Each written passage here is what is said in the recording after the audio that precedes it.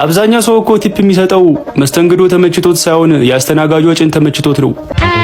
ድሮ በተመረቅኩ በንጋታው ከእናትና አባቴ ቤት ሞት መስለኝ ነበር። እርግጥ ነው ከቤተሰቦቼ ቤት ወጥቼ ለ2 ወር ያህል ቤት ተከራይቼ ኖሬያለሁ። 3ኛው ወር ላይ ቤት ኪራይ የምከፍለው ሳጣ ናፍቆታችሁን መቋቋም አቃተኝ ብዬ ወደ ቤተሰቦቼ ቤት ተመለስኩ። ናፍቆቱን ሳይሆን ቤት ኪራዩን ነው መቋቋም ያቃተ አለኝ አባቴ። ከመጀመሪያውም ተው እያልኩ እኮ ነው ከቤት የወጣው።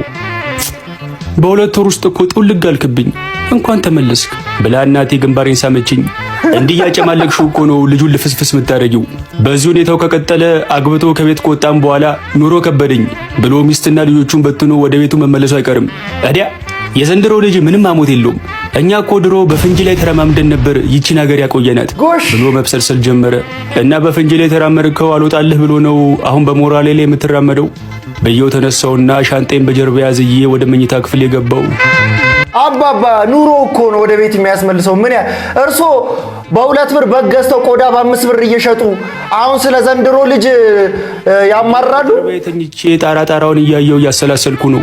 አባቴን የራሴን ስራ መስሪያ ብር በጠይቀው መጀመሪያ ተቀጥረ በደንብ መስራት አለብህ ብሎ 5 ሳንቲም አይሰጠኝም። በተመረኩበት ሙያ እንዳልሰራ ደግሞ የተማርኩት የፍልስፍና ትምህርት እንኳን ስራ ሊኖረው ቀርቶ ኦሾ ከሚል ቅጽል ስም ውጪ ያተረፈልኝ ምንም ነገር የለም። ምን እንደማረግ እያሰላሰልኩኝ ሳላስበው ሰዓቱ መሸ። ቲፒካል የዩኒቨርሲቲ አዲስ ተመራቂ